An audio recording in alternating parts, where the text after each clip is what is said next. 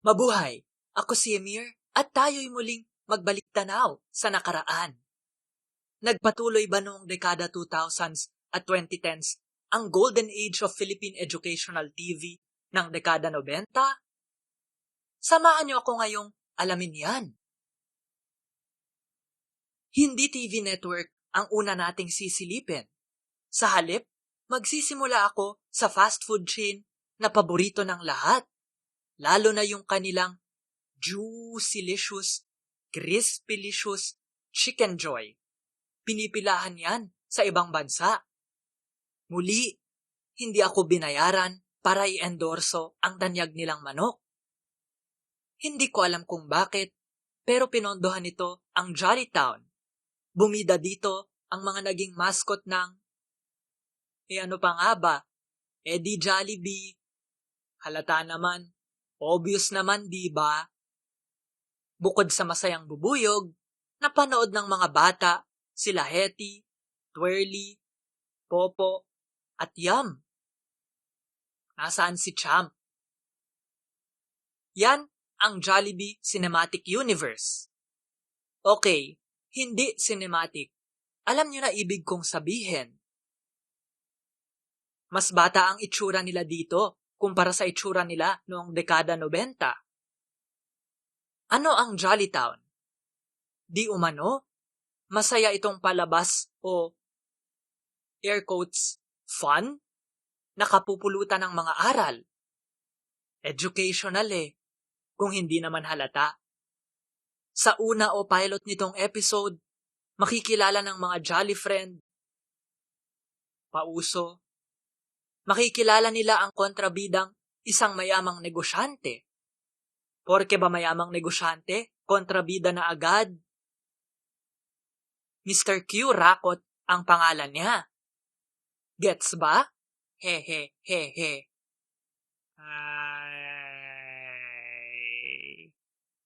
Paalam, pera mula sa YT. Suportahan ang Baliktanaw sa patreon.com/baliktanaw o sa paypal.me/baliktanaw. May episode din tungkol sa halalan. Pipila pa rin ba tayo sa susunod na eleksyon? Hindi ba nakakatakot na maging super spreader yan? Hindi ba pwedeng vote by mail na lang? Sulat, naka-envelope? Pinalabas ang Jollytown na naging The Jollytown Kids Show noong 2013 sa GMA. Bakit nagbago ang pangalan? Kasi nagbago ng format? Ewan.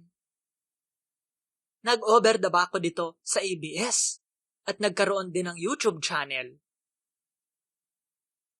Hindi lang Jollytown ang pang-edukasyong palabas na produce ng isang kilalang brand. Meron ding Batang Bibo na ginawa ng GMA kasama ang mga gumawa ng Bibo Hotdog. Umere ito tuwing Sabado at nilayong ituro sa mga bata ang pakikipagkapwa at wika. Nanalo pa nga ito ng Anak TV Seal, pero nawala rin sa ere kahit na may sponsor pa ito. Pinalabas din ng GMA ang Mahiwagang Baol. Pinakilala nito sa mga bata ang mga Pinoy na alamat at kwentong bayan. Hindi bago ang ganito. May pinag-usapan na akong palabas na ganyan din ang tema. Pinapanood ang Mahiwagang Baol sa amin ng guro ko, teacher sa Civica noong grade 6. Tapos magsasubmit kami ng reflection paper kada episode. Hindi ko na mahanap yung mga sinulat kong yun, gaya ng mga episode ng palabas na ito. Pinalitan ng Lola Basyang na ang buong pamagatay mga kwento ni Lola Basyang, ang Mahiwagang Baol, kahit halos magkapareho lang ang format. Mas acclaimed kasi at mas kilala ang karakter na isinulat ni Severino Reyes. Si Manilyn Reyes ang gumanap. Opopop, hindi bilang si Lola Basyang ha, kundi ang apo nito. Ang isa pang pang-edukasyong palabas ay ang Happy Land na ginawa ng GMA News and Public Affairs. Pinagsama nito ang animasyon, cartoon, anime, Paano isasalin ang animation sa Filipino? Filipino ha, hindi Tagalog. Magkaiba yan. Pinagsama nito ang animation at ang live action. Buhay na aksyon? Tama ba yun? Ang hirap pag di ginagamit ang wika natin, no? Basta, pinagsama ang mga video ng tao at hayop sa mga cartoon. Tinuruan ng Happyland ang mga nasa preschool o yung mga nasa nursery ng wika, alpabeto, matematika, agham bilang. May nagsasabi ba nun? Ngayon ko lang narinig yan.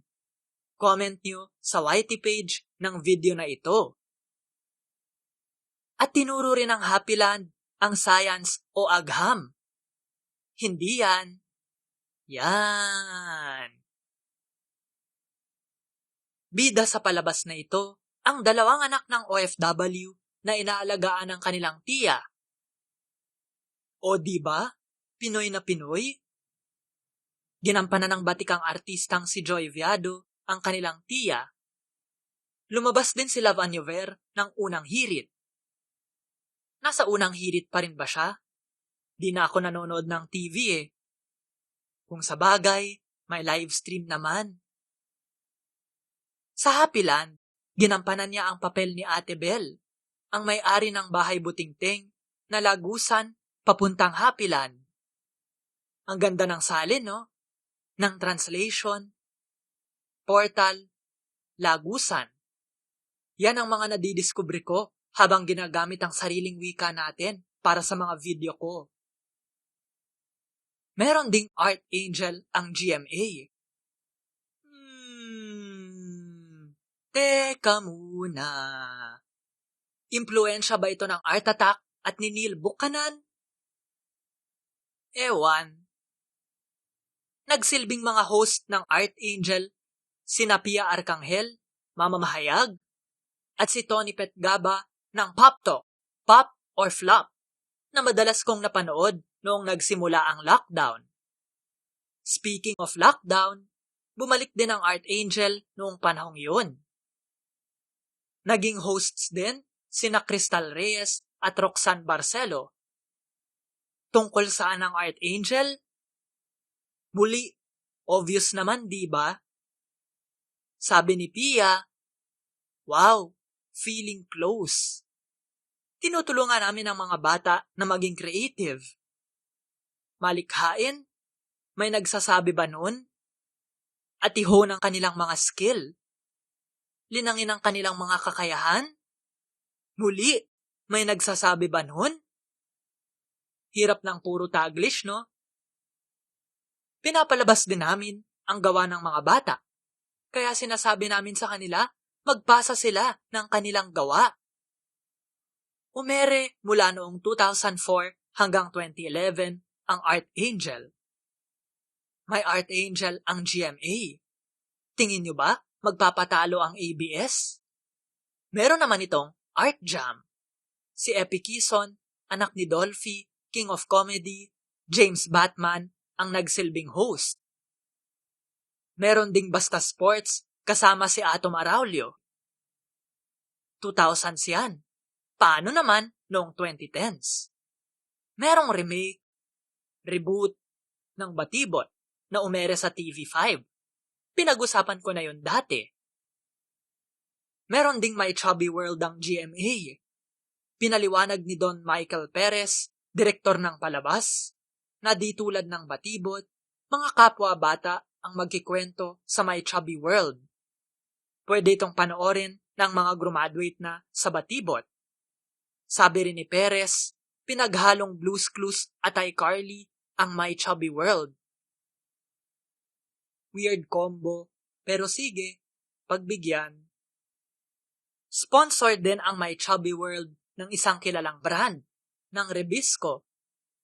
May hinahanap akong nawawalang ad, lost media ng Rebisco. Kung alam nyo kung saan ito mapapanood, comment nyo lang sa YT page ng video na ito. Nagpalit din ng format ang My Chubby World. Mula direktang pang-edukasyon Naging ala-amazing race ito para sa mga bata. Wag lang sanang kasing intense ng Legends of the Hidden Temple ha. Meron ding Sabadabadog ang GMA. Subukan yung sabihin yan 5 beses. Sabadabadog. Sabadabadog, sabadabadog, sabadabadog, sabadabadog, sabadabadog. Para yan sa mga batang edad 3 hanggang 6 na taong gulang. Si Tony Pet Gaba na binanggit ko na kanina ang nagsilbing host. Tinawag siyang si Kuya Tony Pet. Naks, nakikikuya. Si Kuya Tony Pet ng Archangel ang nagsilbing host kasama ang 4 na mascot. Tinuruan nito ang mga bata na magtanim at kung ano pa. Tignan nyo na lang yung mga ad na nasa YouTube. Pero walang buong episode. Grabe, 2011 lang to lumabas, pero lost media na. Nawawala. Meron pang tropang Pochi. Oo, yung Pochi na candy, yung pink at white. Sponsored ulit yung palabas. Ang baliktanaw kaya, kailan masusponsor? Hehe. Anyway, balik tayo sa tropang Pochi. Naglakbay ang mga bata patungo sa mga lalawigan, mga probinsya. At naglakbay din sila sa ibang mga panahon. Time travel, hehe. Muli, hindi na yan bago sa mga pang-edukasyong palabas. Naaalala niyo ba ang Bayani noong dekada 90? Tumagal ng 10 season ang tropang Pochi. Baka mas marami pa nga eh.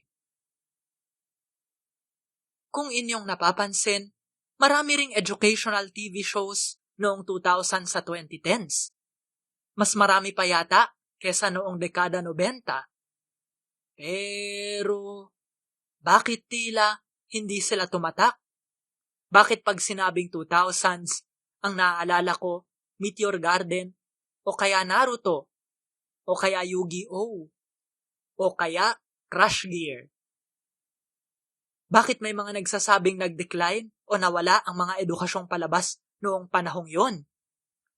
Bakit tuwi na lang nagto-throwback ng mga educational TV shows na Pinoy ang laging binabanggit? Sineskwela, Hiraya Manawari, Bayani, Math Tinik, Batibot. Puro noong dekada 80 at 90.